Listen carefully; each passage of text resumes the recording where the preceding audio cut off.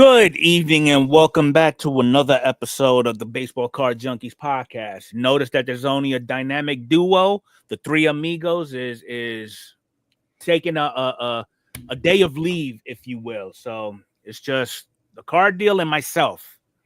How's it going, chat? Yep. How's it going? Who we have in the chat? We got Canadian Card Breakers. What's going on? Spine Ticks. Always appreciate you dropping in. Maddie's feeling like Forrest Gump over there, so he running. Alan Forrest, how you doing? Make sure y'all hit that like button when y'all come in too. How was the weekend there, Arnie? Can't complain. Starting to warm up. It was 55 today, man. It was like a heat wave. I was ready, looking for a place to go swimming. There you go. I mean, that's awesome. I mean, yeah, for Cleveland it is 73. Yeah, I know. Well, you have that every day. We have it once a month in February. We'll take it though. Snow's melting and yep, definitely. Looking forward to spring and looking forward to opening day soon. So my weekend was decent. Didn't really do much. Really? The wife decided to go home, and well, she didn't go home. She went to her mother's house to go take care of her mom and her grandmother, who are both sick. So that sucks. She's there for a week doing their stuff. But that's good. It's just me and some dogs. Yeah. But so you got to spend your birthday by yourself, is what you're telling me. I basically spent my birthday by myself, which it's not the first time, and I'm sure it won't be the last. True. I did get into a couple of breaks, especially on Saturday. That was we saw fun. That. Yep, we saw that. Yeah, good deal. How's it going, Titus? Glad you could show up. So we've got quite a few things that we're going to be talking about. And if you wasn't available for Arnie's stream, I believe it was yesterday, he lit a fire on a particular topic that we're going to pick up on today, because there are some updates that we are going to be sharing with you, and we'll take it from there. So without further ado, upcoming releases. First thing that we actually have that's going to be dropping is Diamond Icons. Okay. This is actually scheduled to be released in 2 days. Yeah. So this is what the set actually looks like. Well, that's just the 101. Mm-hmm. Okay. Not everything's going to look like that. All the cards are definitely on-card signatures, which is always a plus, especially for these prices. Not a real big checklist. You know, it's 70 card set. For a hobby box, you get 10 cards, 1 pack per hobby, 2 hobbies per case. What to expect in a hobby box: 9 autos and 1 relic. Now, on top of that, Topps just announced too that they're making an addition on what you can find in Diamond Icons. And these are the latest that they're actually going to be putting in there. They have the ultra rare liquid silver and liquid gold cards. Yeah, there's a small video on that on the Topps account. They look really nice. But again, it's nothing that I've ever opened. Right. And I don't know. I think we talked about a week or two ago how the breaks would be. It would be kind of tough to do that in a break, or I don't even know how you would structure it. But nice looking cards. Do we know what a price is on this for?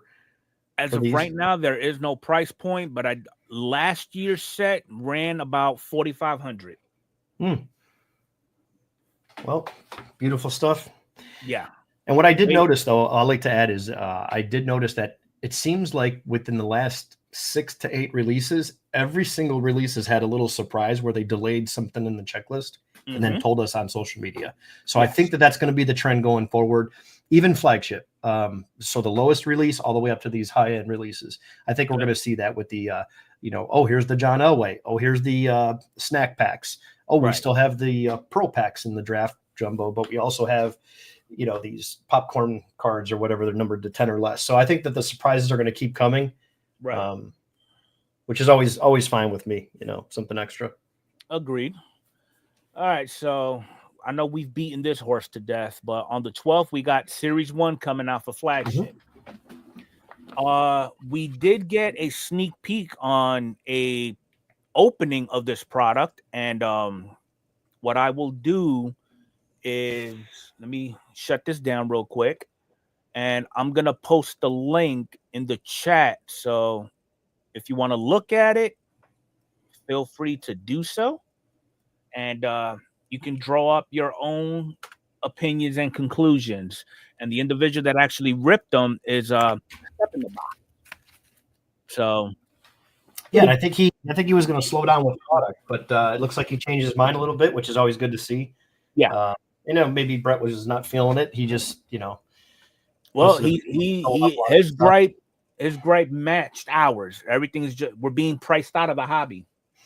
Yeah. And again, just let it speak with your wallet if you feel that's the case. But I know it's overproduced, it's overprinted. But listen, I'm a purist, and I'm looking forward to Series 1 and looking forward to spring training, because once that product comes out, baseball is right around the corner. And I'll be breaking Series 1. Probably going to have some product, and then I'll have a break of some sort. But I'm interested. All right, Mike, have a good one. Yeah, good luck, Mike. No worries. We'll keep us posted. So I'm looking forward to it, despite what anybody says. It's, and if it's not good, I'll just scale back what I normally buy and save it for the next release or something else that's older. There you go. All right, so the last product that's actually coming out, and this is actually going to be released the same day as Series 1, Panini 3 and 2. Mm-hmm. Okay, I mean, we all know the nitty gritty on what to expect as far as player wise. They do sneak in some active players. That's okay. Nobody's complaining. But this is what we're looking at as far as RPAs. Then you got your legends. And you got your downtowns. I don't know why they had to use Bobby's picture. Anyway, so first off the line, you're looking at five cards per pack, and you get the same thing for hobby. 1 pack of hobby, 1 pack FOTL, and then there's 10 hobbies per case with a 100 card checklist. Can I see that downtown of Bobby?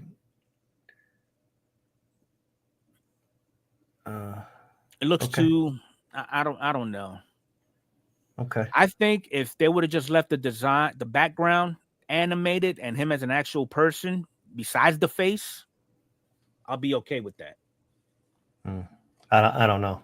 Yeah, I won't be buying any good looking product as usual with Panini, but just not a fan of a lot of stuff they do. But some of their product sure does look nice. It does. It really does. But unfortunately, they're another one that's a sinking ship.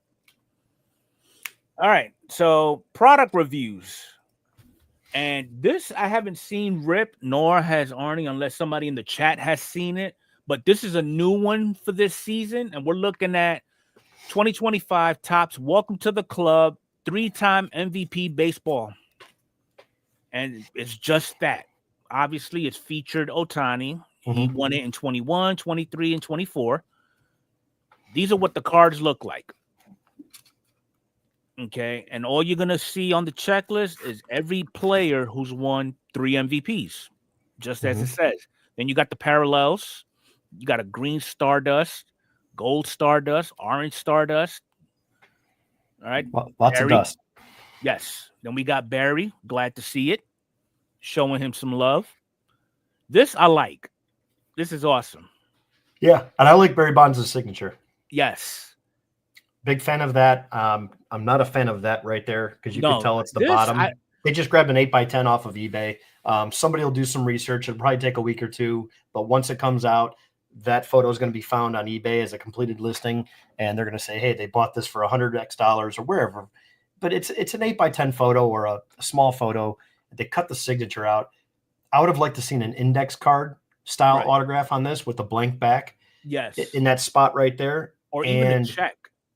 But make that smaller and bring that logo down where it says Mickey Mantle, and then the 1962 MVP for his 3rd MVP, and then make the autograph fit, because you can turn the autograph the proper way. They basically use the baseline of that photo where you could see his leg and knee, but the signature is at an angle. So I would have liked to see that more centered, especially for a card like that, 1 of 1, as big as it is. Just a little more thought into it. Completely agree with you. And I would say, as a safe assumption, we're not talking about your standard 35-point card stock either. Yeah, I don't know. Missed opportunity there to do a better job. Yes. So with this set, you're looking at 10 cards per pack, 1 pack per box, 10 boxes per case. It's only 36 cards in there, you know, and these are the names of everybody who's got 3 MVPs. You got Ohtani, Bonds, Trout, A-Rod, Pujols, Schmidt, Mantle, Yogi, Campy, Stan the Man, DiMaggio, and Jimmy Fox. And then what to expect? You're actually going to be looking. Does it have the breakdown of what to expect? Yeah, 1 insert, 1 parallel. Yeah, I mean, here's my suggestion would be, don't go crazy on it. Grab a box and test your luck. I like that approach, and that's about it for me. Agreed.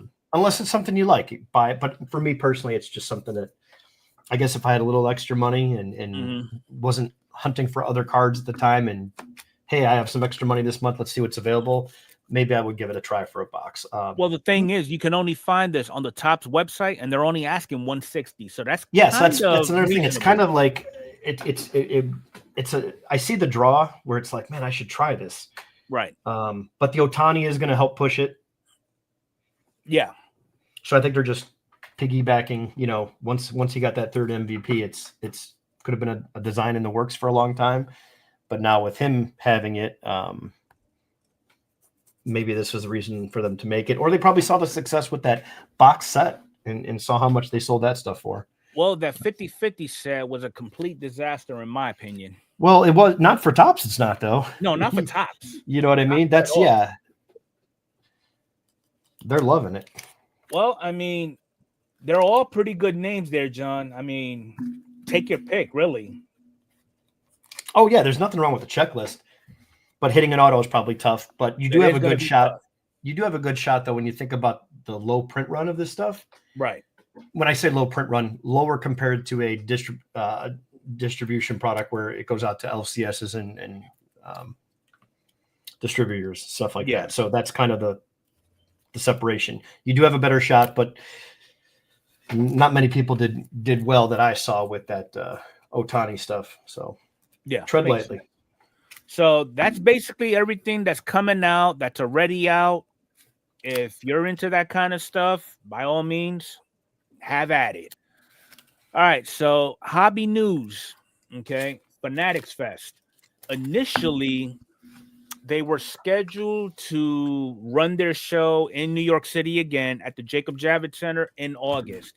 But apparently, that has been changed.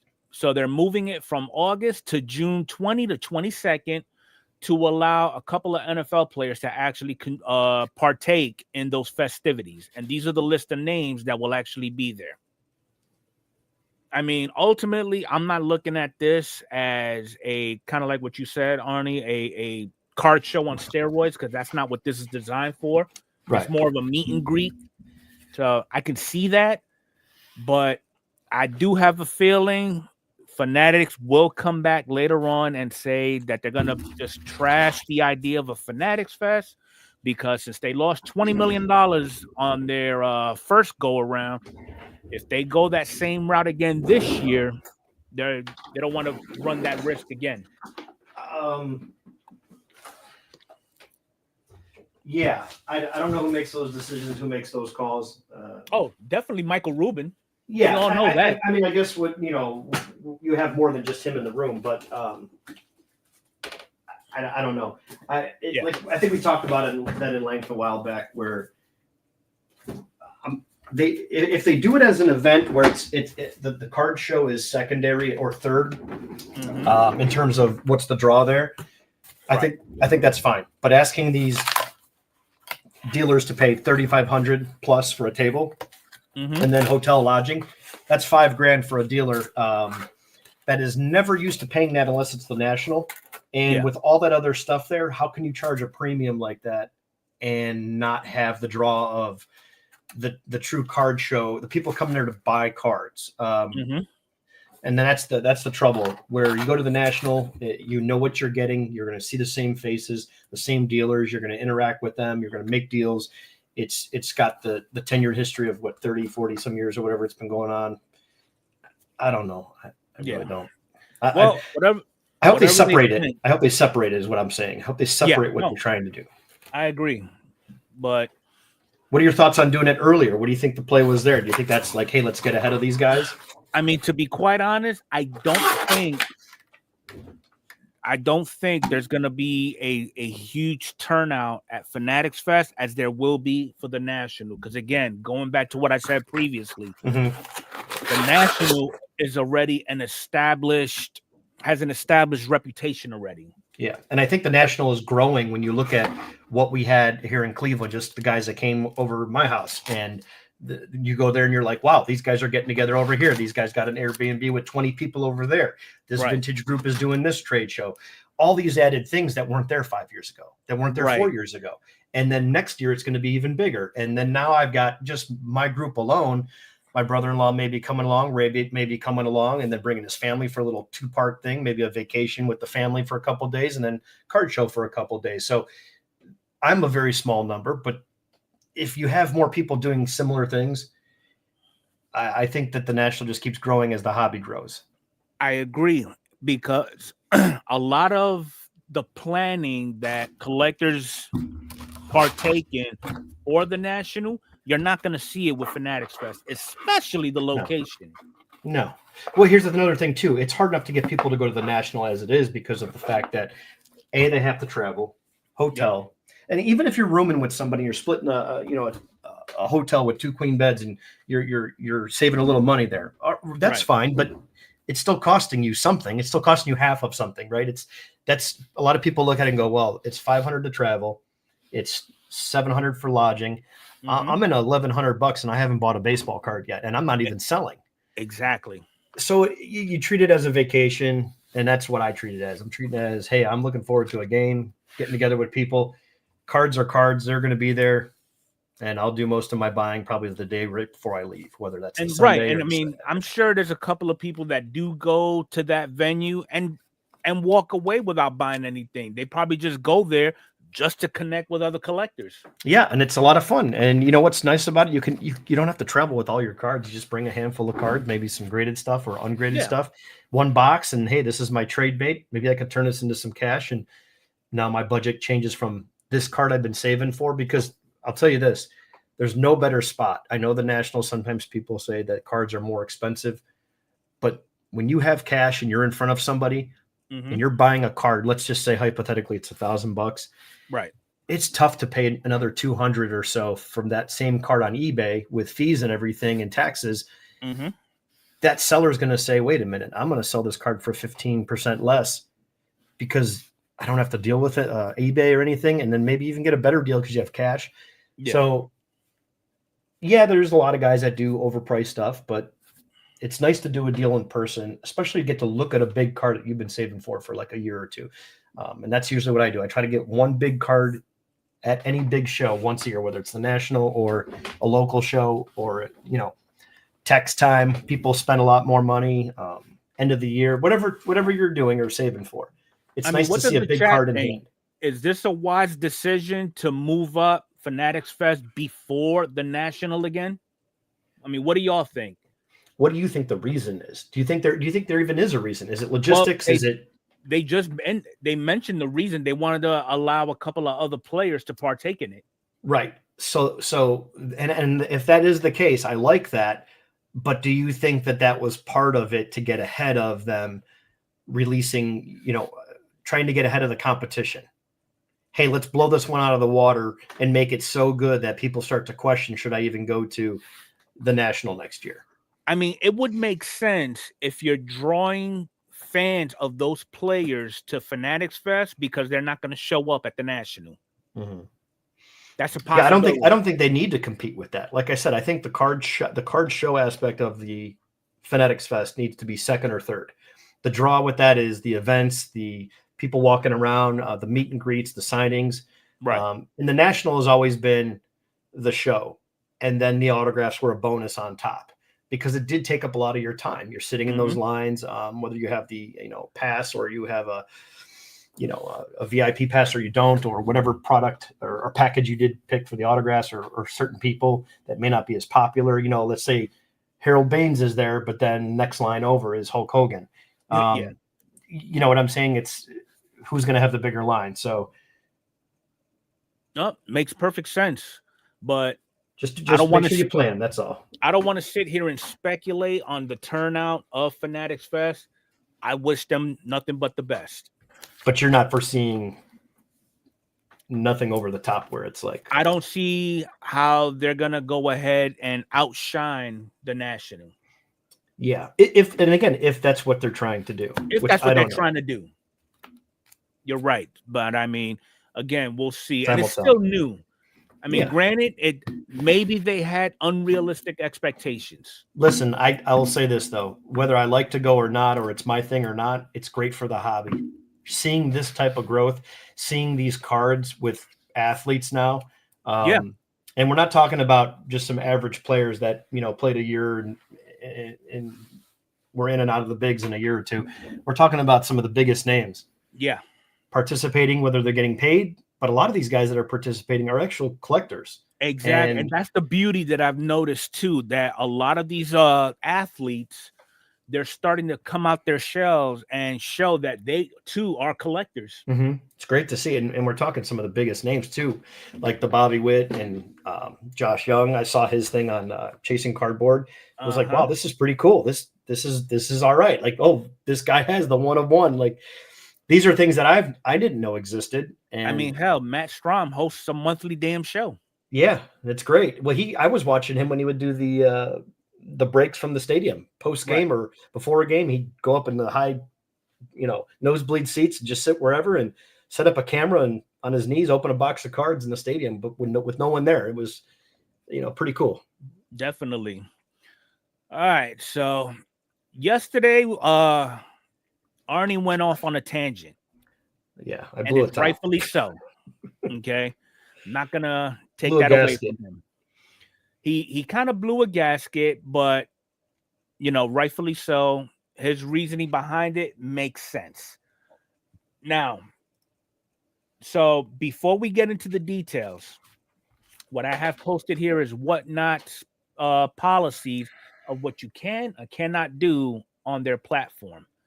Now, I'm sure everybody that's in this chat right now has some shape of or form of idea on the hot topic for the month.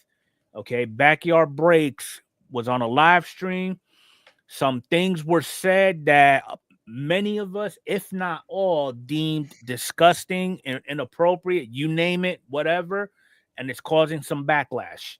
Okay, so I got this tweet from Neo Cards and Comics, and he highlighted any activity, comment, item, or display sexualizing minors or otherwise encouraging the physical abuse of a minor, whether real or fictional, will be zero tolerance.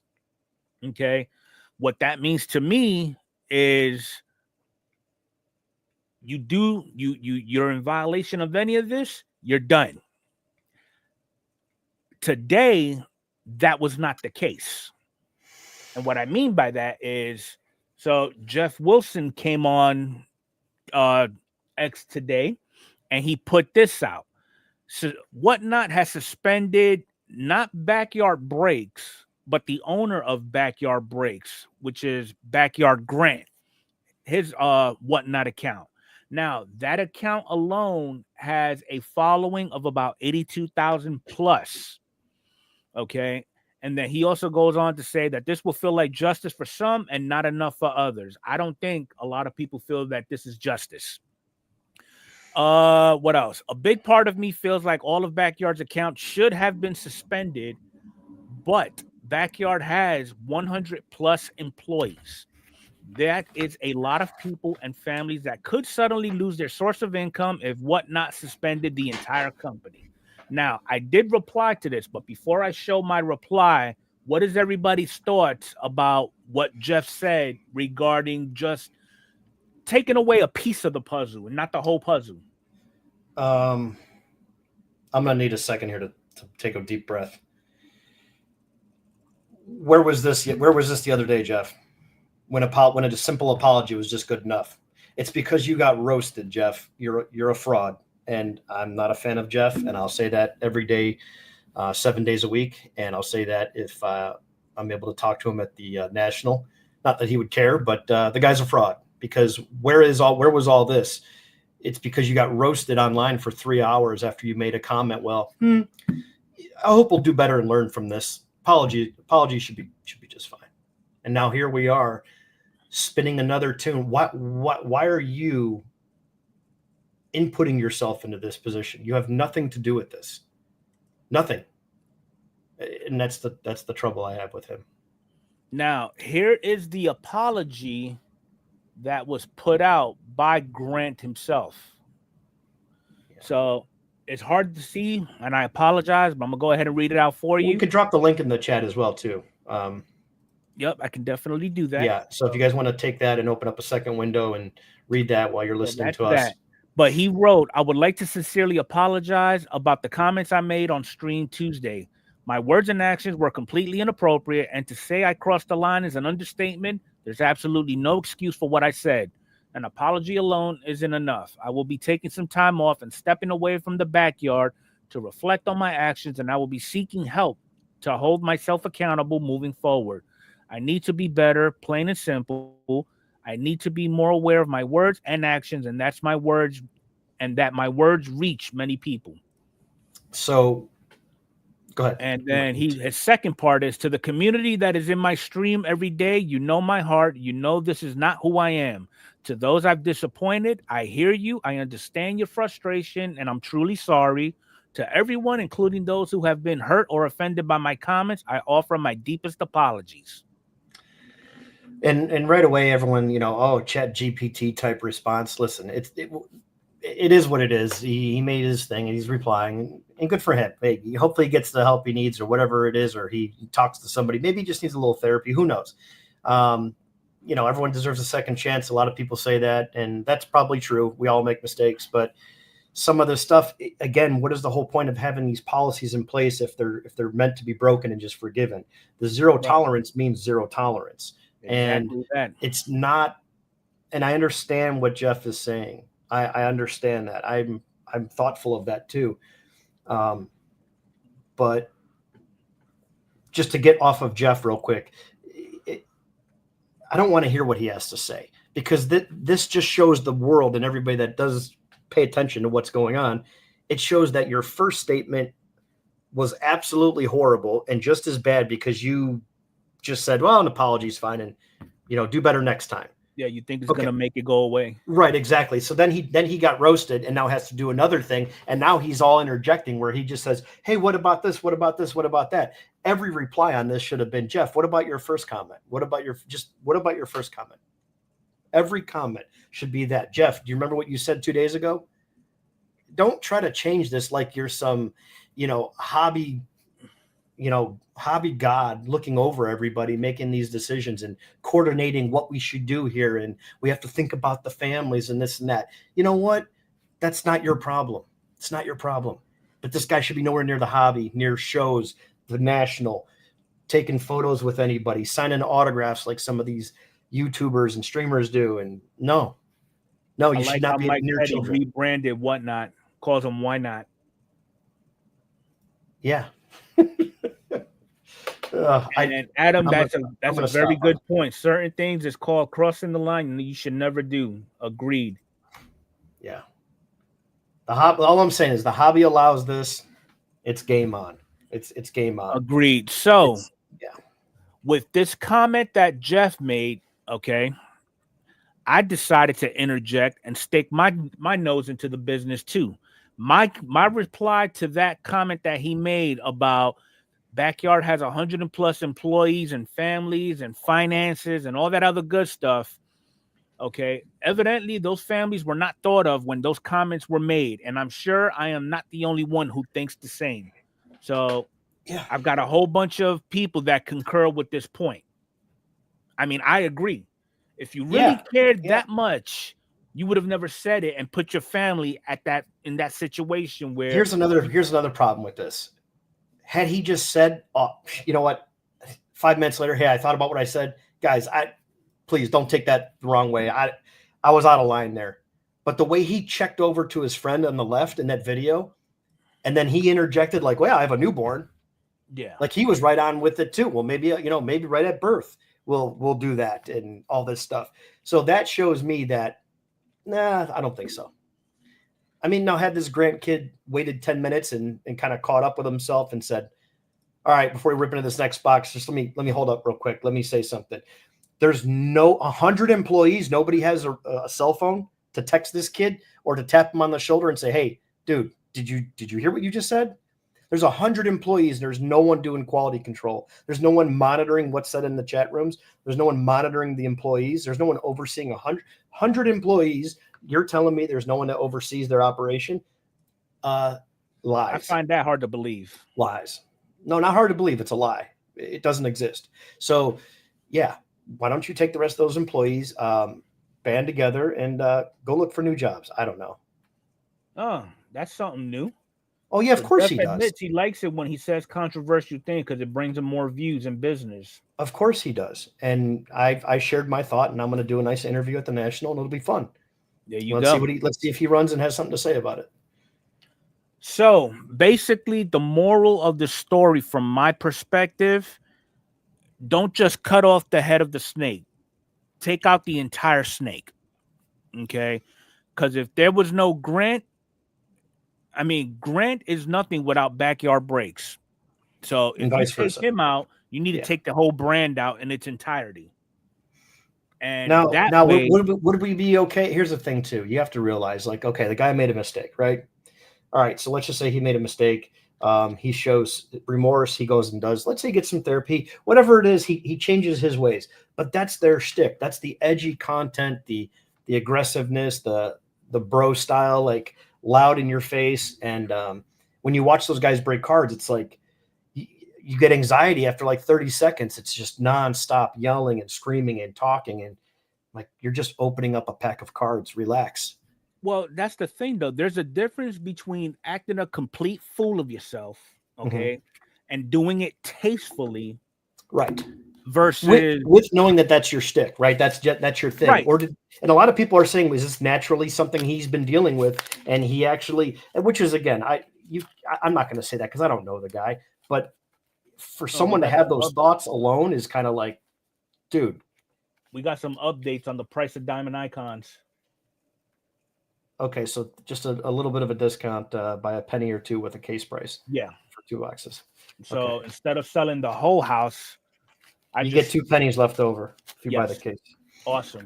So yeah, right. What I was saying is, but no, in all reality, though, I mean, you make some valid points there, Arnie. But again, I'm just trying to I'm trying to look at things I'm trying to slow down and think of things both sides before I just get worked up again. And because here's the thing, I'm tired of all the here's what I'm tired of. I'll sum this up real quick because I'll let you take the floor from here because I don't want to get myself aggravated on Monday. There's too many good people in the hobby that don't get the attention. I want the attention now to go to the good people. I'm tired of all of this crap. Right. That's it. That's really it. I mean, again, like I mentioned earlier, I used to get into whatnot a lot back in the day where a actual collector would actually do card sales on Wednesdays. Yes. Okay. Since she's no longer doing that, there's really no reason for me to be over there. So I do get into loot, which I believe is the superior of the two. Okay. And I'm not even including Fanatics Live because that's a completely different entity within itself. Here's the thing. Fanatics Live, the Fanatics Live is their break platform. The Collect is their auction platform, which still I believe has a 20% juice on it, meaning you buy a card for $1,000, you're paying $1,200. It's no different than REA and all these other auction companies, etc. So it's not like there's something that is wow. The card collecting community has never seen this before. We all have to get over here. This is just their version of what everybody else is doing. Right. So that's why I'm okay with everybody doing their version of things because it gives the it gives us as the collectors opportunities to go where we want. But then we run into things like this on, Whatnot with these idiots. And again, even though I don't go on there, it's just not, there's no place in the hobby for it because how big these guys are. Mm-hmm. And when you start to look at the companies that are going to turn a blind eye for the dollar outside of Whatnot, yeah, that's still disturbing in itself. You got to remember, these guys sell those repack products. Those things are in the GameStops. Their product is in GameStops. These are not small companies. These are the biggest out there. And who goes into those stores? Kids. Yeah. So, well, I like that the hobby's keeping it alive. Yes. Because the story needs to stay alive. And if you have one thing I will say, if you do make content, you don't have to do this, but it'd be nice to just post a short and just throw a couple hashtags out there and say, hey, what happened here is just, these guys got to go. This is a good question by Mike Petty. Does Fanatics and Why Not want to make their brand synonymous with Backdoor? You are finding out how scummy and shady these companies are. You have to ask yourself, do you stand for anything in your life? Yeah, and good thing about that, Mike, is so they're not breaking on Fanatics. They're breaking on Whatnot. Now, do they have distribution? Do they have an account? Do they have allocation? That's something that should be known. I think it'd be good to know if these guys actually get allocation or are they dealing direct through. Well, Backyard, they don't even get into breaks anymore. Their niche now is repacks. It is, but they were breaking boxes when they were doing that show. Yeah, back in the day, they were breaking cases upon cases. Yeah, sure, they were breaking a lot more, but they still do breaks, and that product comes from somewhere. And the crazy part is, a lot of the kids that are going there and buying that stuff, are they being heard? Meaning, is it reaching that audience? Is this drama reaching their audience? That's the number one thing here. Right. Because all of this is fine between guys like me and you and everybody in the chat and the girls and guys that are commenting. We all know that that's a problem. We all dislike it. It's gross. You messed up, said something really bad, and you just got to live with it and deal with it and move on. Right. Yeah. Is this actual situation reaching the people that are spending money with these guys? Now, with all the customers they supposedly have, are those people now going somewhere else?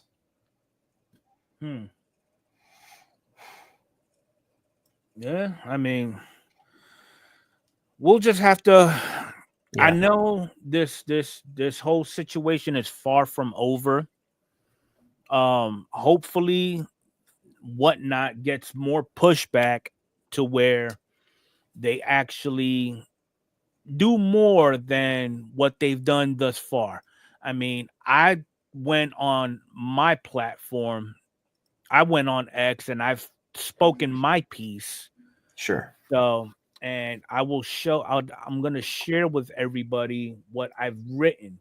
So I wrote a Whatnot. Rumor has it you're on the verge of doing the right thing and holding the feet of Backyard Breaks to the fire. Have the intestinal fortitude and do the right thing. You suspended the account of Grant. Don't stop there. You as a platform need to ensure your rules and policies are practiced and respected. Why do you have a policy in place that you're not going to enforce? Because it's case by case, because these are the money makers for your company, and they're trying to dance around this issue. And how do we save face and salvage this thing without jeopardizing the pockets? Because wasn't you stressing that there was a young lady who said something not as severe as what was said on Backyard, and she got banned? Yeah. It's too easy to ban somebody that's not bringing in the big bucks. It should be one standard for all, in my opinion. Yeah. But as more of this stuff actually comes out, I will update everybody. All right. I'd like to just move on. Yeah. All right. I like so the update, we got some updates regarding the Paul Skeens 101. And I pulled this off of MLB.com because, they got to get their hands in on the stuff too. Yep. So basically, backstory is you got an 11-year-old out of LA. He got some cards for Christmas. Okay. Ended up spending $320 on a retail box, I guess. And he was going through everything. And next thing you know, he pulled out the 101 Skeens. So the boy made up gave his comments. He was sheltered from social media, from the parents. Good for them. Mhm. Okay. But he did express himself, and it was made public via journal. And we all know a lot of people were speculating, okay, what 11-year-old boy is going to be writing up a journal? You never know. Mhm. All right. So now dad gets involved. Okay. And he's getting excited because they were actually interviewed by some journalists over at The Athletic, which happens to be a sports related and sports Pretty car popular. related Yeah, pretty company. Yeah, real popular. So they get into it, and then basically once dad realized how big this whole situation got, he instantly went into parent mode, protecting his family, protecting his kid from all the drama behind all this. Pirates did offer an incentive if they was to get their hands on the card. Clearly the kid denied it. Decided that they was going to go ahead and grade it, which, if I'm not mistaken, a Fanatics rep actually walked the whole card through the process. And the card came back a 10-10, which I would have been surprised if it graded less than a 10. All right, but ultimately, here's the journal listings from that kid. But basically, it's gonna be going into auction on the Fanatics Live in March. But now the question is, what everybody now is asking, what is that card gonna bring in as far as money is concerned? Do we think this is gonna be one of those that's gonna has the potential to reach 7 figures? No, I don't think it will. I agree with you. Yeah, unless Fanatics is going to buy it. So I mean, yeah, I still don't believe. I don't know.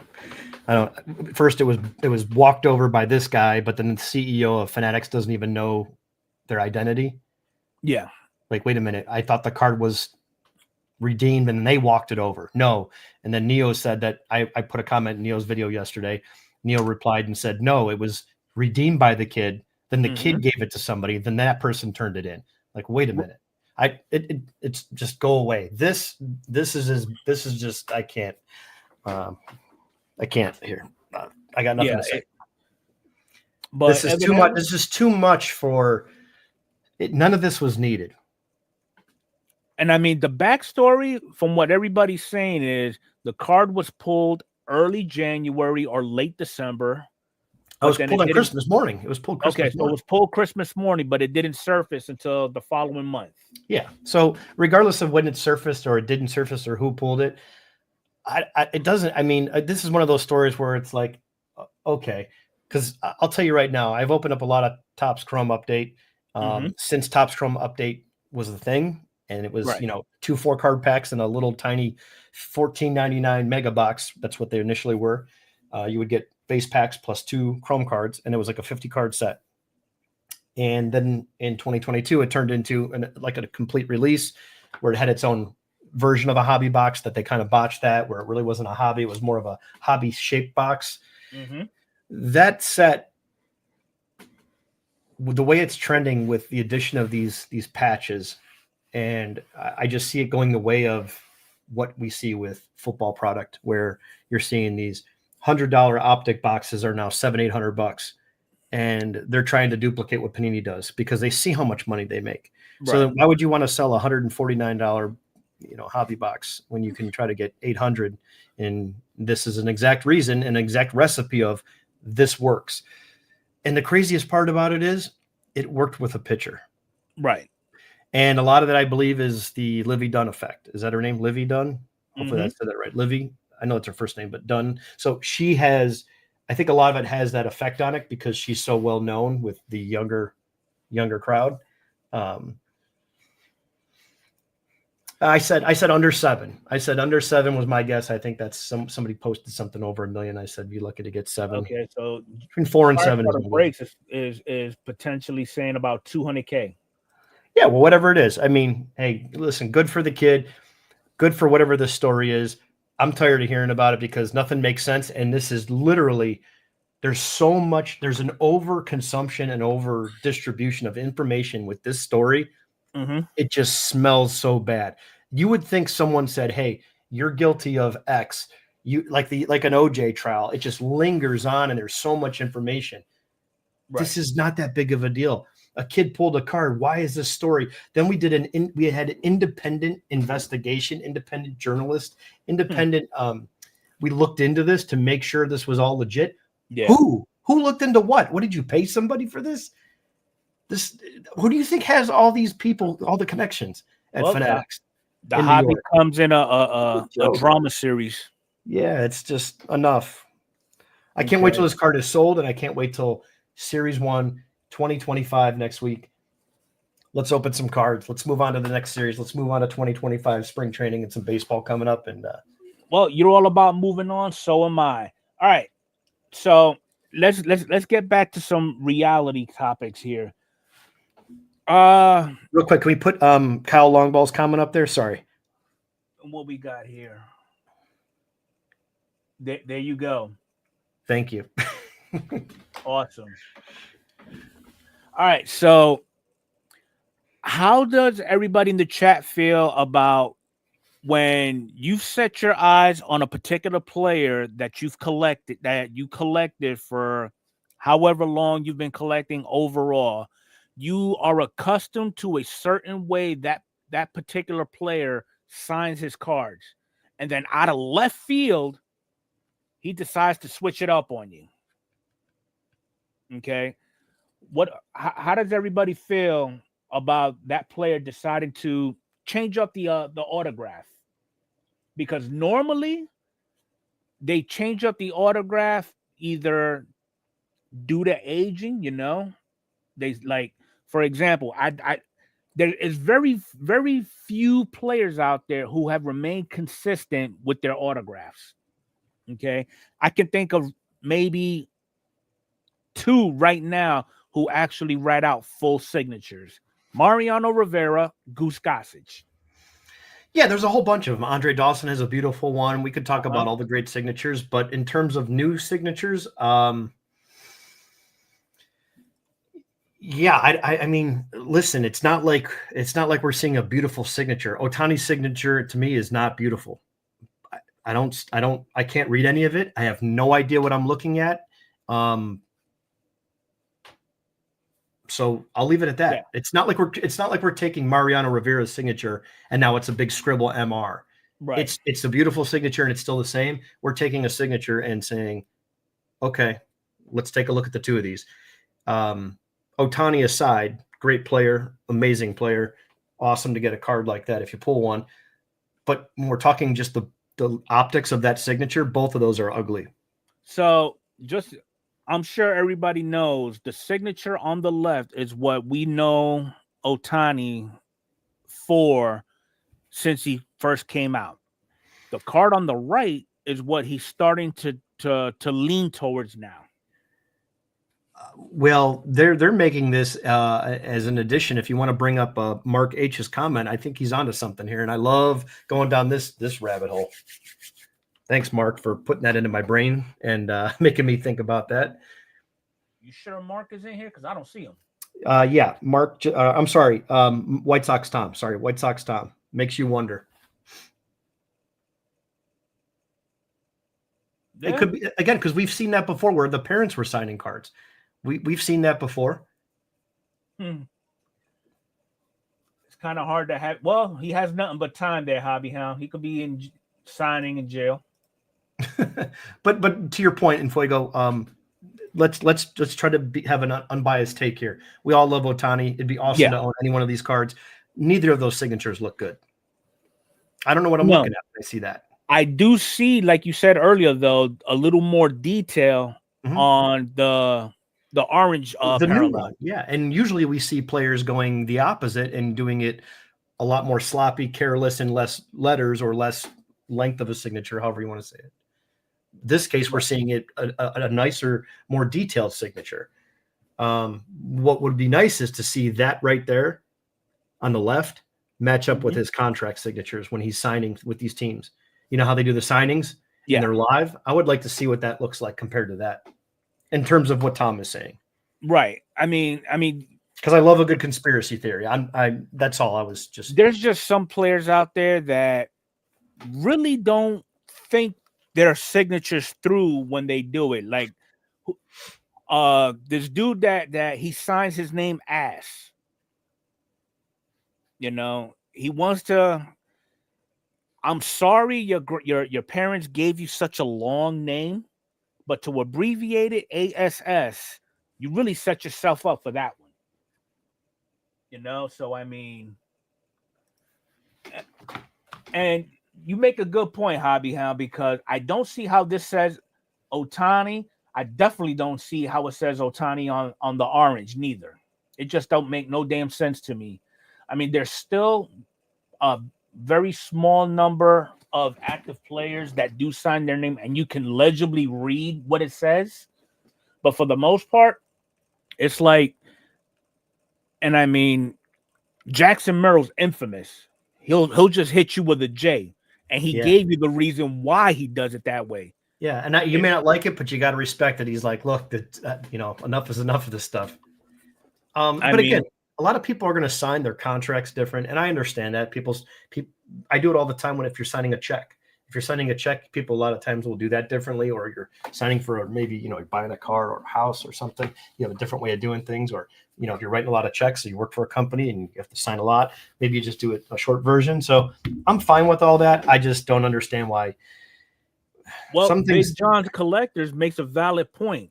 Then we wonder why we see so many cards on eBay that are fake.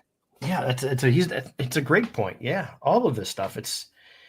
I guess here's the thing. We can look at any topic, and with everybody in the chat, anybody watching, it can go so many different ways. So right. Unless there's something that's an absolute, it's okay to question things. Just do your homework and, just be cautious where you spend your money. There you go. I mean, that's just common sense 101. Yeah. Well, listen, you pull an Ohtani, good for you. Love to pull one day. I had one that someone else pulled for me, but I sold it, and no, stuff happens. Couldn't tell you or remember what the signature looked like, but it clearly is nothing that I could read. Yeah. But from stupid signers to stupid mailmen, we had somebody who decided to, as I would like to call it, F around, and he found out. Mm-hmm. So we got a mailman here a former mailman out of New Jersey who pled guilty to stealing over $100,000 in cards 3 years ago. And some of the items that were identified was cards of Jordan, Mantle, Pokemon, and each card, however many there was there, were about $4,500 or less, and he's only facing up to 5 years. Okay. Yeah, I mean, don't mess with anything that has to do with the with federal government, right? Agreed. Nothing. Oh man, I mean, it nothing makes sense anymore. It's not supposed to. I think it's by design, right? You're right, but see, this is where the hobby was not like this growing up. Okay, you would not read in your traditional newspaper, the Baseball Digest, or all the magazines we had as kids, or even the Beckett magazines. There was scandals once in a while, but it was nothing not like to this magnitude. No, because there's so much money around it now. Yeah. So that's basically everything that we have regarding the hobby. Pure. We're gonna move on to some baseball and some stuff. We got hit with some haymakers this week. So, for example, Mad Max decided to go to our neighbors to the north and play for them on a 1-year deal, $15.5 million guaranteed.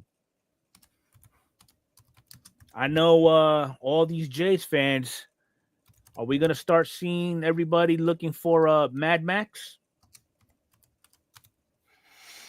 I don't know. I don't know how much he has left, but at $15 million, I mean, he's 40 years old right now.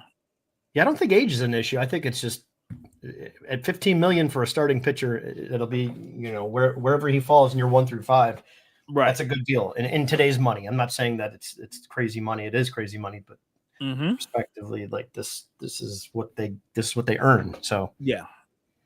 So I mean, hopefully it does work out for him. I know he did an interview and he basically said, I'm gonna make it my sole mission to give the Jays the best 5 starts of my career. Does that mean on his 6th scheduled start is when he's gonna be put on the IL? Is that what he said or someone else said that? No, that's what he said. It was on X somewhere. I don't remember. I should have saved the posting, but it's from a MLB source. Well, but yeah. I mean, if he's talking about only giving them 5, what about the rest? I mean, there's more. You're going to get more than 5 starts in a baseball game, unless his contract stipulates a limited number of starts, and then he goes to the bullpen. I don't know. I don't know what the contract. I don't know, and I don't look. Is that quoted by him, or is this an article that someone? This is an article by Darren McDougal. Yeah, I don't know what there was. I read the article that quoted him saying that he's going to give the Jays the best 5 starts. Well, how does the Jays in the chat feel about it? We've got a handful of yeah, we do, Canadians in the chat that are, well, even non-Canadians that are some Jays fans. So what do you guys think? That's a possibility, Adam. Yeah, I would hope so. Maybe yeah, that too, Artie. Yeah. Yeah, good point. Okay, so right now, according to Jason, he's penciled in as starter number 4. So, I mean, if it works out for him, great. But does this mark the end of Mad Max as we know it, or who knows? Verlander, he's what, 49, 56, something like that? 52, I think. And he's still pitching. So we'll see what happens. But what else we got here? Oh man, where's Chuck Nasty when you need him? So Lou Bob is on the trading plate.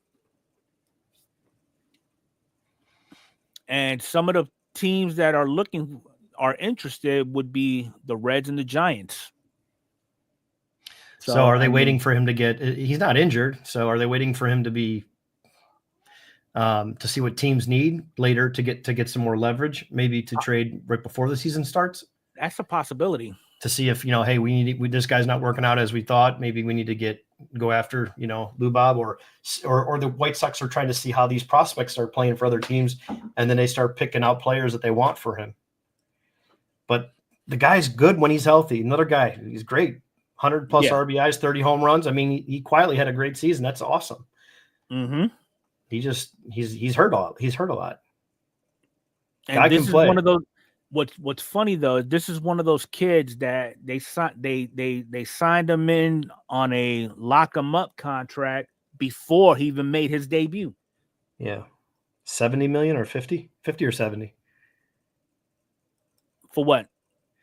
For what they paid him. I believe it was like 50 or 70 or something. Yeah, that's a good window. But yeah, that's. I mean, if he does get let go, who's willing to take a risk on him? Because I mean, in my opinion, a lot of these teams are pretty. Just depends what the offer price is. It depends what the offer price is. I mean,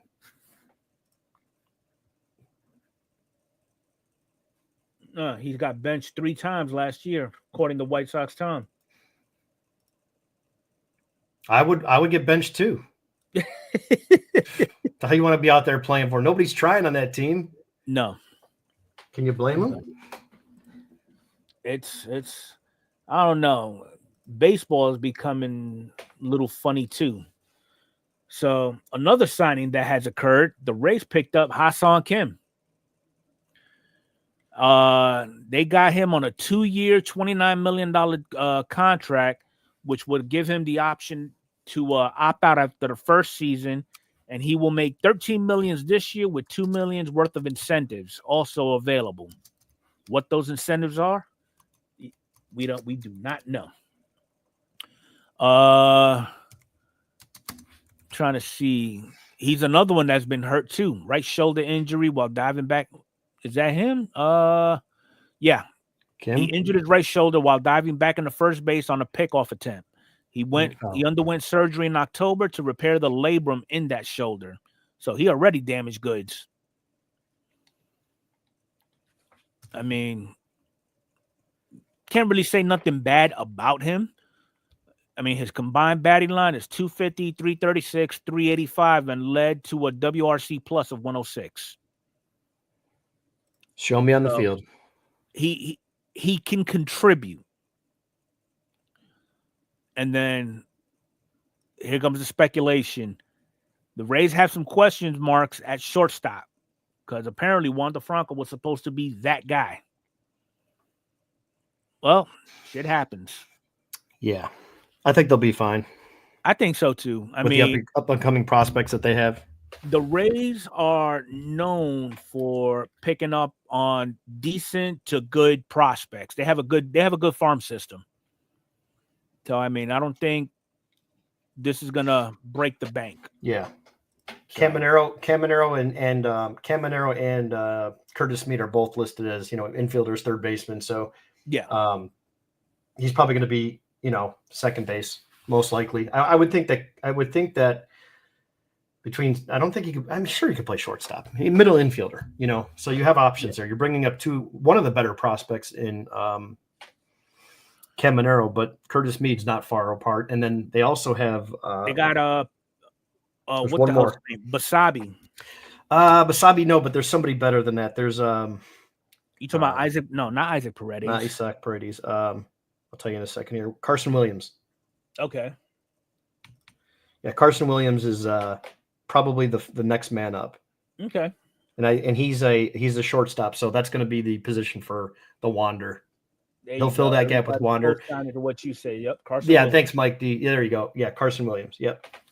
Okay. He's probably the most ready. I probably think that Caminero will start, obviously healthy, good spring training, but to make the team this year right out of spring training, I'm looking forward to Carson Williams.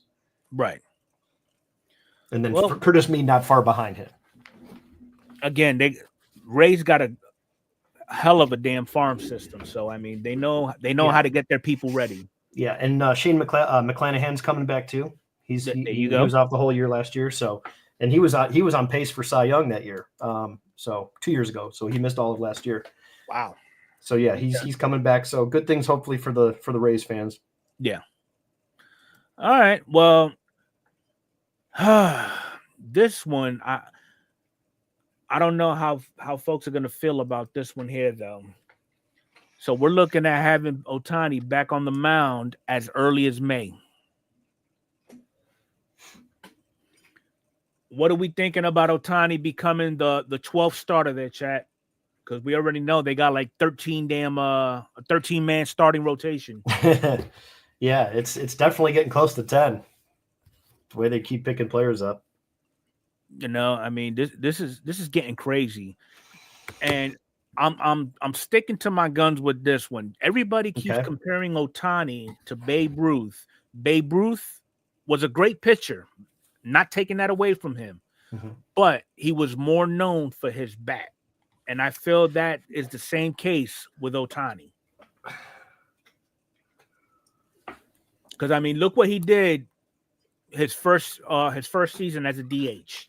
I think it'll take one seat. I think it'll take either let me throw out two things here. Mike Petty is on a roll just rebranding everybody and everything in sight. I like it. But keep in mind, I don't think that let's just say he goes 2-4. Okay. Okay, injury is very easy. Oh, injury prone. Okay, right. I don't want to be that person, but let's just say he gets injured. Mm-hmm. Do they step in and say, that's it? Shorter rehab to get you back swinging? We understand it. It's the same shoulder, elbow, whatever it is. There's no more pitching. That's pretty easy. But let's just say he gets roughed up and he goes 3 for 7, 2 and 4, 2 and 5. Do you make a change and just say, listen, we don't need you out there. We've got enough. Because here's the thing, too. During the World Series, he actually injured his elbow sliding. No, his shoulder. Oh, I thought it was the elbow. His throwing shoulder. Okay. And that took him out. So, I mean, okay, so Ohtani gets hurt pitching.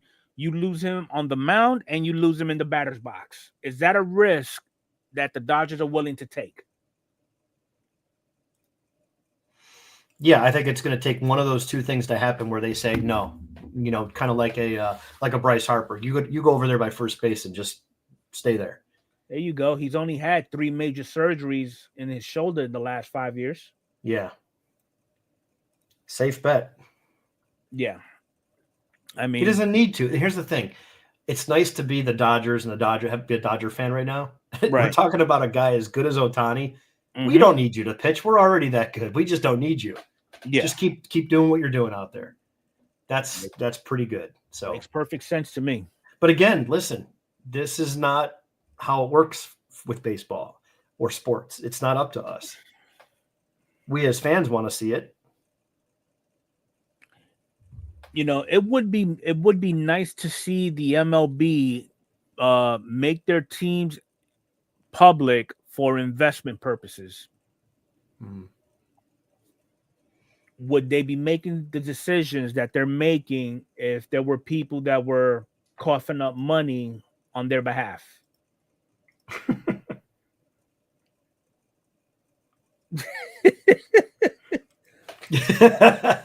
Mike Petty's on a roll for sure. Yeah, he is. Good point, Adam. Yeah, I've been saying about not Ohtani. I've just been saying it about Trout. Like, just give me healthy Mike Trout. I just want to see him play. That's it. I don't care. Give me healthy. Luis Robert. Give me healthy Mike Trout. Give me. I'd love to see. I'm a big. Like I said, I think I always say I'm a purist. I want to see. I hate to see someone get hurt right before the playoffs, whether it's basketball, which I don't watch, but like football. Hey, this guy, they had a 20-point lead and they ended up winning by 1, but their quarterback got hurt. And then now that was the championship game. Now they're in the Super Bowl. You know what I mean? It's like, oh, this is not going to be a great game. You can only rely on your defense so much. You really want to see both teams number ones in the playoffs. So I like when people are healthy. I never wish anybody I don't like this player, unless it's Javier Baez who just doesn't care. I hope Soto breaks his neck. Oh, come on. I'm just saying. I went with Javier Baez. You throw out Juan Soto. One of the best. Yes. All right. Fair enough. Right. So this one came as a surprise to me earlier. Cookie got picked up by the Yankees on a minor league deal. I love Carrasco. Good for him. Wish him nothing but the best. Yes. And he was a starter for you guys, was he not? Yeah, well, when he was here, he was part of our rotation. He was a great pitcher. But then obviously he went over to the Mets, then he came back to Cleveland, and now he's back to the Yankees. Yeah. Okay. He's just stealing trade secrets for the Cleveland Indians, so that's all. He's a mole. He's a mole in the operation. He's actually getting paid by both the Indians and the Yankees now. All right, so we're at the point right now where we're less than 60, maybe 70 days away from spring training.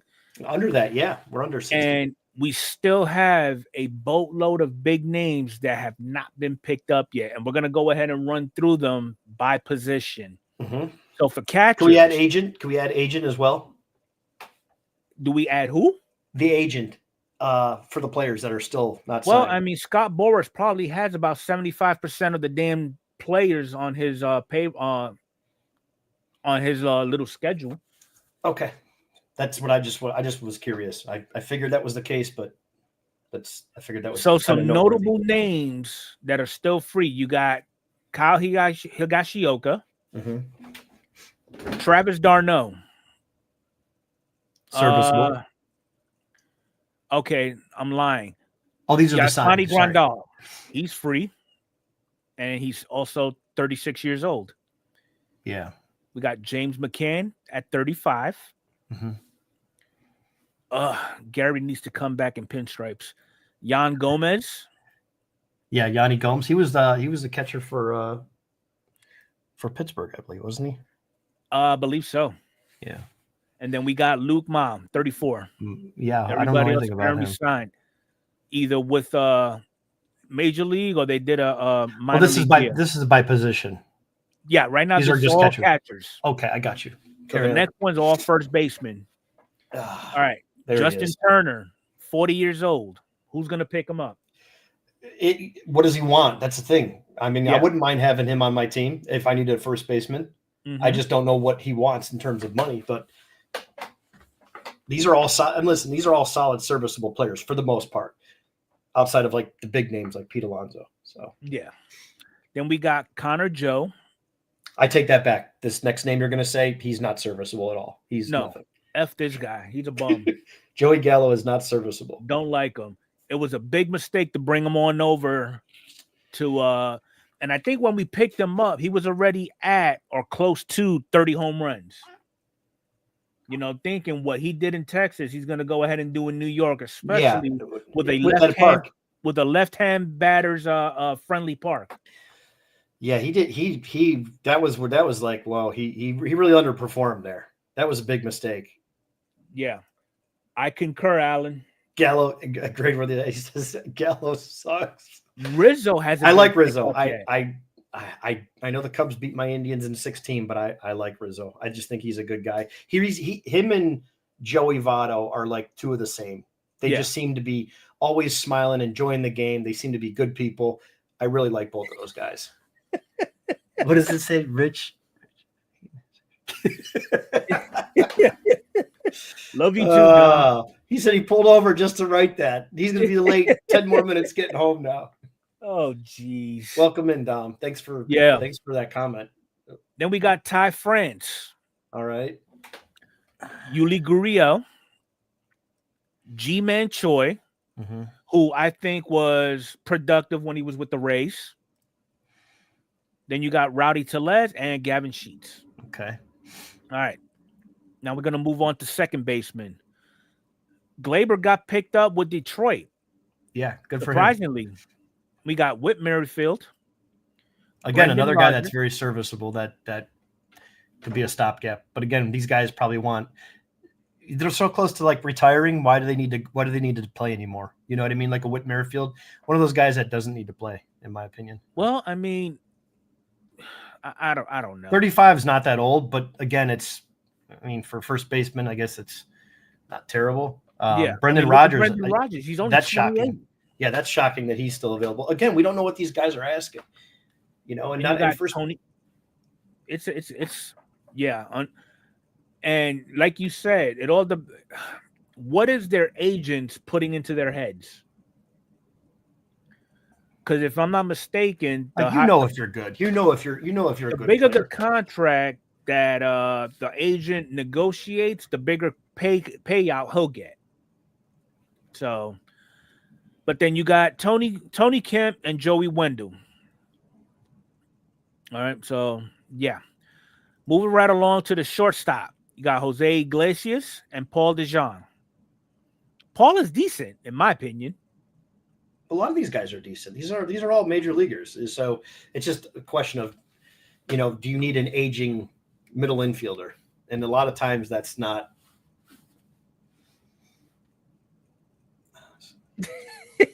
Yep.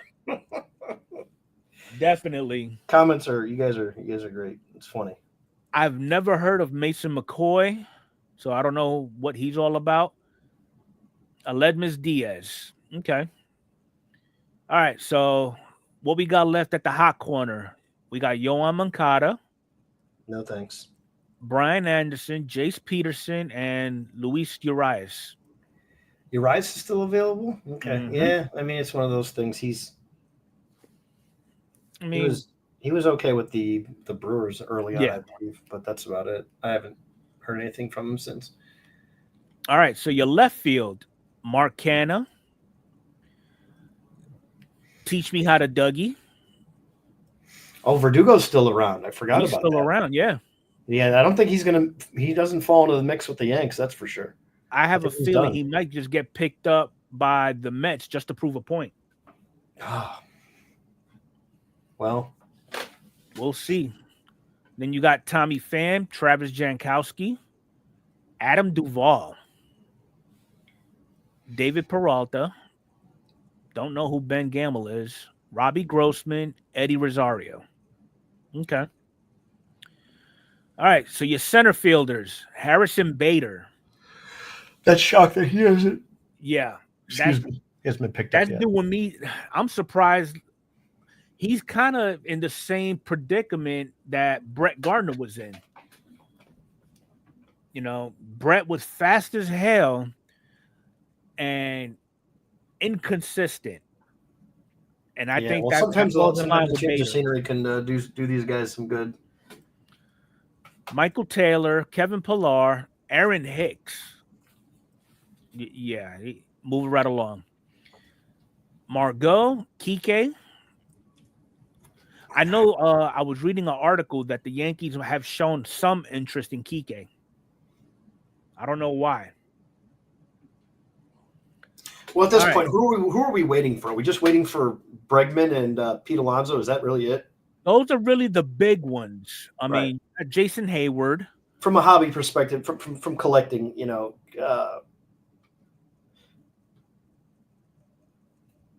Trying to see. Patrick Corbin is still open. Clayton's a free agent. Trying to see any other notable names. Is Clayton retiring? Anybody see if he's Who retiring? knows?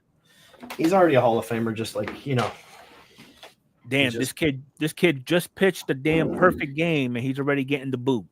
Yeah. Well, someone said he was starting fights and showing up drunk, right? He was. Yeah. Okay. Your relief pitchers, who do you got? David Robertson. Hell of a damn arm. Kenny Jansen. Craig Kimbrell. Well, it's about time he hangs it up anyway. Joe Kelly. Dylan Tate.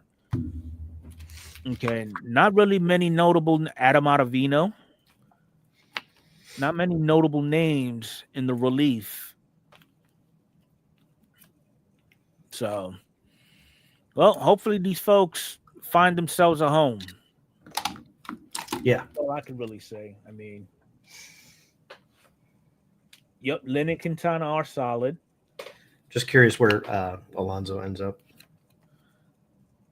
Yeah, because I think the Mets already made it clear they're not gonna re-sign him, not by any means. So the Mets are not going to sign him. I thought he was going to stick with the Mets. That's what he wanted, but then the Mets was like, nope, you ain't got to go home, but you can't stay here. Really? I don't know. Yeah. So I don't know. We'll see how maybe that'll change. You never know with any of this stuff. All right. So for all you dinosaurs that's been watching baseball since the 1911s, the guy before Bud Selig just kicked the bucket. Yeah, bring him back. Don't really know too much about him.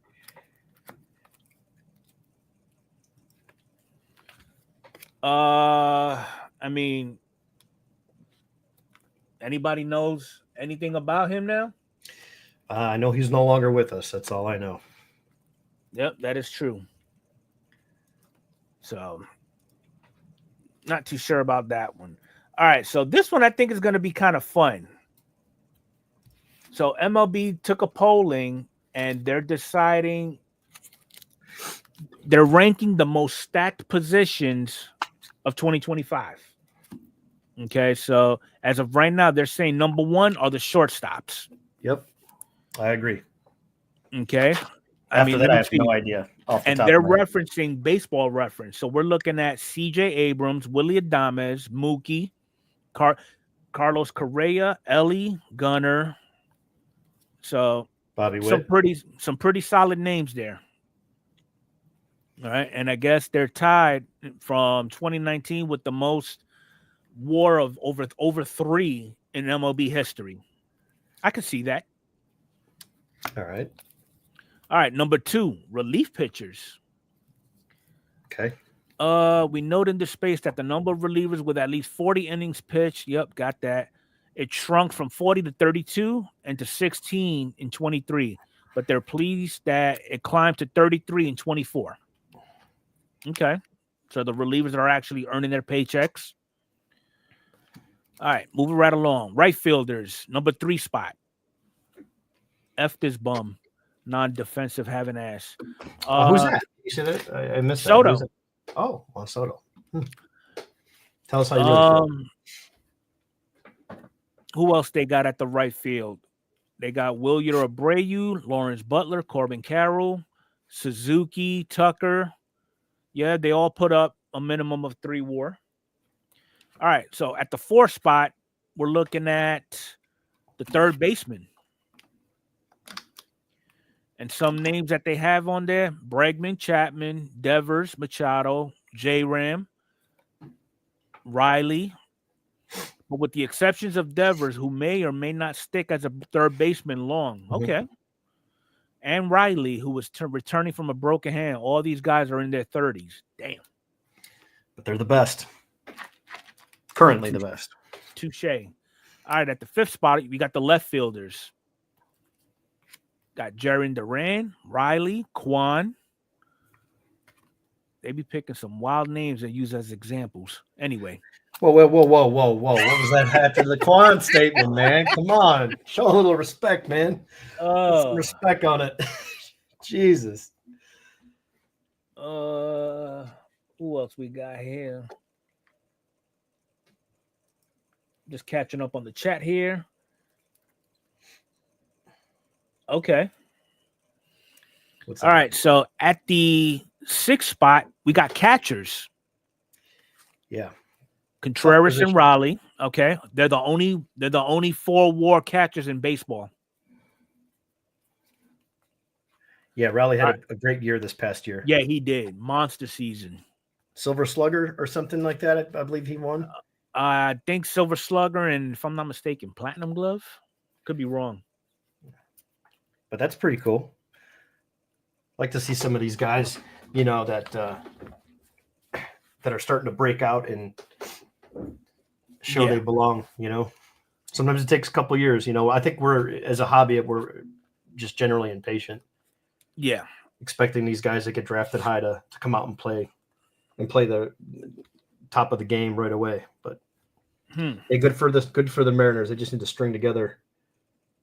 Agreed. Some other stuff to get their team on track early. Yep. So in the 7th spot, we got DHs. And then they're only mentioning Ohtani with no, I'm sorry. Then you got Brent Rooker, but Ohtani got a lot of attention for producing an OPS plus of 190, which is 90% better than the league average. Okay. But yet we want to put him on the mound. I don't know. All right. At the 8th spot, we got second baseman. Linchpin, Altuve had strong but not spectacular third.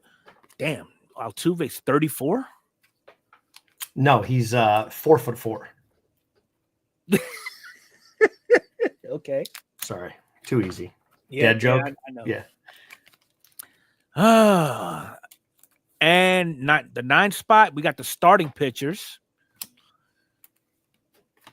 So, and then any idea, anybody want to take a guess on who takes the 10th spot? Probably the toughest position, or not toughest, probably the most active position in baseball. Yep. Our first baseman. And what are some examples? Yandy Diaz. Okay. Christian Walker. The Italian Nightmare. A breakout season for Casas. Yeah. An all-star year for Josh. Okay. True. Now a Diamondback, formerly Guardian. And Mark Vientos, who shifted from third base. I was going to say, yeah, they're putting him at that's what he's going to be playing. Yep. So they're. Oh, I like that. Okay. Yeah, I like that kid a lot. He's 20. What do you have? 105 games, and he had 27 homers or something. He put up some good numbers. Then you got the center fielders at 11. That's interesting that's how they rank these, but whatever. Yeah. Oh, okay. Is that assuming Mike Trout is in there and healthy? Does it say Trout? That's what I'm looking for. I guess that's what I should have asked first before. That's what I am. Okay. Also, Mike Trout should see less time in center this season to reduce the load on his off-battered body. Good. Well, he's only 32 and he's already got old man syndrome. All right. Apparently, Julio was that go-to guy. Rightfully so. Move right along. Oh, boy. Jeez. Talk about a glazed job for your guy. Hey, listen, we all collect cards, man. We've all pulled a lot of Julios. We are all kind of pulling for him. I think everybody has a little Julio in their collection. I'm hoping for a breakout season. Yeah. Listen, I like that for any player, for any team. It's good for the game. The more superstars, the better. Let's see a packed all-star game. All right, so we're going to take it back to the hobby just a little bit, okay? And I thought of you when I came up with this one, and I already showed you it already. Yeah. So we've got a PSA 7 Babe Ruth rookie card expecting to fetch 7 figures in this coming Platinum Night Sports auction. And the company is expecting $2.5 million at the least. What are we thinking? Does it say? Does it have an opening bid on this one? I didn't read if that had an opening. Probably 500. As of Tuesday afternoon, bidding was set at over 800,000. Okay, I probably would start it at 5 with or something. The buyer's premium factored into the equation. Okay, yeah, and there's usually not a lot of action on those cards early. Well, sometimes there is, but it's a lot of it is always in an auction late. But it'll be fun to watch, just to kind of see, and you can log in and watch the action live. If you're into that stuff. Yeah, this is awesome though. I like to see. There's some channels that cover that stuff where they'll go live and just chat about the stuff on the auction. I know if Orlando's in the chat, a lot of the guys that we follow are that do content will put that up and kind of go live the night of the auction and go over some of the listings and just converse about them. So if you're into the pre-war stuff or just vintage in general, it's a good learning opportunity as well. And I'll go ahead and drop this in the chat. You can check out the homepage. It's Sports Collectors Daily. They do put up some good stuff about what's going on today. They also give a couple of history lessons. No complaints. All right, so it looks like we're going to be shutting down a little bit early, and I'm okay with that. But I am going to end it with this off topic. Okay. So we know everybody started going crazy with this whole trade of Anthony Davis and Luka Doncic, right? So how do we feel about a blockbuster trade happening in baseball? Can anybody in the chat come up with a trade that would fit that criteria? Because I know me and Arnie discussed about it earlier, and he kind of helped me realign part of that trade because he let him know where we started with. Let him know where we started with, which was a good comparison, but it was just a little because everyone thinks it's so lopsided, and I don't follow basketball, but I know it's a big news story, so we'll lead with that. So basically, I would think a blockbuster trade that would draw a lot of attention for baseball would be Trout going to the Yankees and Judge going to the Angels. And then I said it was kind of more of a 1-for-1 thing, which I didn't think that this Luka trade was, knowing the little bit that I do know about Davis and potential fourth or a first round pick 4 years from now in 2029. So I think we scaled it back and said, what would the options be with someone like a better player and then a lesser player and then a future prospect? And your example was keep the Trout in there, but trade him over to San Diego for Jackson Merrill. Yeah. someone with some youth, some promise. Still had a great season, runner up. A lot of people say should have been the MVP or the Rookie of the Year, but Trout to Phillies.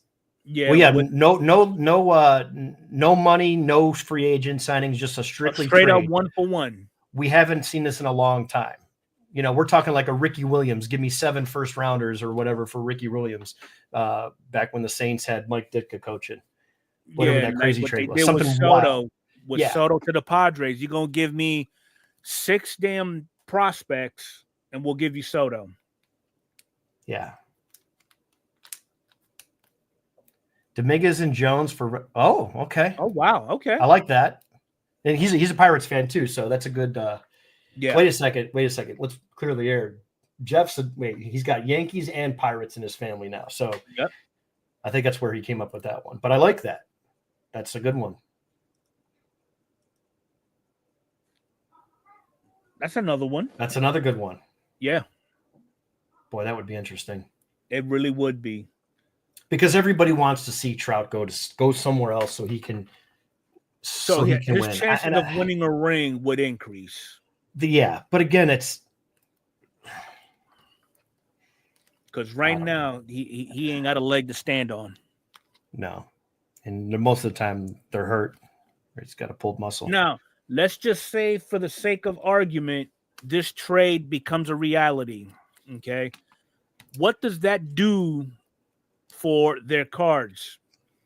Yeah, and include something with your team. Hey, Trout to your team for what? That would be. Let's do that. Trout for your just team looking for at what? this, I think it would hurt. It would hurt Dominguez and Jones because everybody is they're hyping up for these two players to actually get on the field. Mm-hmm. For Skeens, I think he would take a little bit of a dip. I don't know. It depends on the play. See, we're talking the Yankees though. Skeens to the Yankees would be massive. Okay, I like that. Yeah, Long Ball came up with a good one too. Well, again, we're assuming that it's this year healthy, mid trade deadline this year. Well, yeah, of course it would be a salary dump because he's getting paid $40 million a year or whatever it is. But I'm saying a healthy Mike Trout, like he was starting off this past year with 10 home runs in the first X amount of games. So a ready to go Mike Trout, healthy at the time of trade. Factor that in. But for me, that doesn't change, what I think is an active deal that would Skeens for Trout plus draft pick. Okay. Trout to Nats for Cruz or Wood plus. Okay. That would be an interesting one. Yeah. Yeah. That was kind of the line I thought with Cruz and Jackson Merrill, having the up and coming, a little bit more proven. But obviously, you get a pick in return.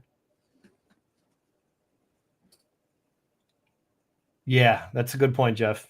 Great point. It would be insane. It would be insane for everybody because the good news is we all have cards, and then you can go back and kind of say, oh man, now I've got these to collect because it's on my team. Yeah. And then now these cards are finally going up that I had that didn't have much value. I could trade, and there's always positives to these trades.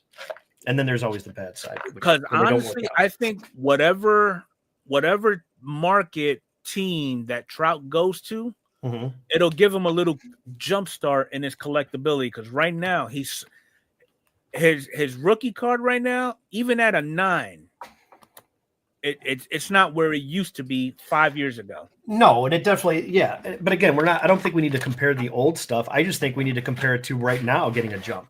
Because it's like when we comp out cards, a lot of people that trade cards and sell cards and buy cards, I think most of us are in the agreement. We got to leave the COVID era out of it. Minus the COVID era. I don't care what happened at the start or the end. Let's just take all those comps out. Okay. We're enough years removed now from that where we have enough data where we don't need to go back and say 5 years was this or 3 years was that. The last 2 was plenty of time for an active player, especially these prospects. So I like that idea when you keep looking at some of the bigger name cards. Mm-hmm. You have to keep in mind too that the pop count is not like what we see today with like a 2018 Soto with 20,000 PSA 10s. The Trout cars, there's a lot less of them. So, and you're also talking about the guy that was the best player in baseball for a decade straight. Right. Who is the right now expectations are obviously very in high. the decline. Yeah, the expectations are still high because you're paying him $40 million a year. That's why I think the hobby is just clamoring for this. Get him out of there and send him somewhere else. Well, yeah, Dominguez is already. What's his name? Jesus, he's always chewing the gum and spitting everywhere and complaining on every pitch. Who's the skipper for the Yanks? Why can't I? Booney.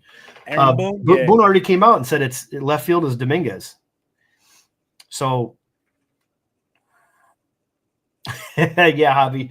Yeah, we've all been in those situations on both ends, good and bad side. Yeah. But yeah, Dominguez is set at left field. So I'm hoping he's healthy and things go good. Hopefully, because I mean, I know he's been dropping videos on his Instagram and Twitter showing him putting in work. Yeah, but again, it's just about the health. It's really all it boils down to, man. I mean, and that's the thing. Dominguez wasn't hurt. Well, he got hurt. He was healthy. His first at bat crushed a home run off of Verlander, wasn't it? Right. And he hit more than one. Didn't he have 3 home runs? He had a total of 3 homers in like 5, in 23. Yeah, I mean, it's not like he hit him over a span of 4 months. He came out hot, and people were like, "Wow, this kid can play," and then quickly got injured. So I mean, that I would like to see one of these. I'd like to see Trout get out of this cesspool of a team. Yeah, the team is clear. And again, this is not knocking. If you're an Angels fan, please, it's not what it is. If Cardaholic was in here, I'd like to hear his point of view. He's an Angels fan. But I hear this from Angel fans. Like it's easy to bash on an organization. It is. I mean, we do it here in Cleveland. We have the Browns. So we know how it goes. We just want to see people win. At least compete. You're not even competing. You had 2 of the best players in the world at the time. And yeah, Ohtani got hurt, then Trout got hurt. They didn't play a ton together. I understand that was part of it. But when they were playing together, you had 2 of the best players out there for periods of time. And I don't think it really changed much of that team because the rest of the team, can you name anybody else that was on that team, pitching and on offense? I really can't. No. Marsh, the guy with the long hair that dunks his hair in the water, he's the only guy I know of that was on that team. But he was a rookie in 2020 or whatever, 22. So yeah, I don't think there's many players on there that I can name that were like superstars. Because I mean, this might be reaching, but it seems like Trout is going through the same heartaches as Alex Rodriguez. He couldn't win a championship with Seattle, couldn't win one with Texas, and Texas was short-lived though. But yeah, okay. And then you got on his 5th year with the Yankees is when he won his ring. Yeah, I mean, you could draw some comparisons there.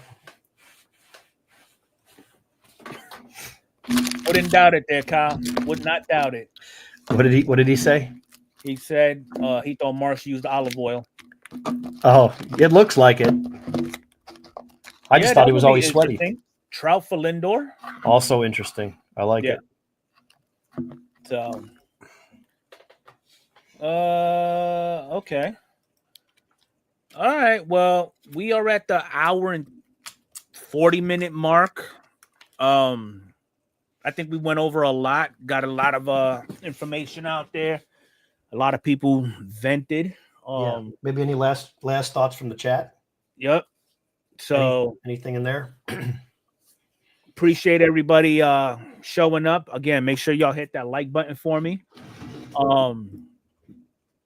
Besides your cyber store on Friday, Arnie, you got anything upcoming? Series 1's coming out. So honestly, I'm thinking about maybe just doing a break of some sort because a lot of people aren't going to be able to afford the hobby boxes and maybe like a blaster case or even a hobby case, which just, random teams. And this way we'll do mixed base so everyone can get kind of jump start on their set building. You'll get your star cards and everything like that, and your hits and inserts, but the base will be mixed and less sorting on me, and you'll have a nice jump start to the new product. But yeah, it's going to be, affordable, which is good. I know they do make a lot of it, but I'm still looking forward to it. So I'm thinking that breaking a nice case of something for Series 1 will be fun. Right. So maybe I'll just do one break, whether it's jumbo, a retail blaster case, or a hobby case. I'll do one case of something in a group break, because it shouldn't be that much money per team, and it'll be fun to go look through the product with a nice group of people in the room and talk cards. Yep, so definitely. That's about it.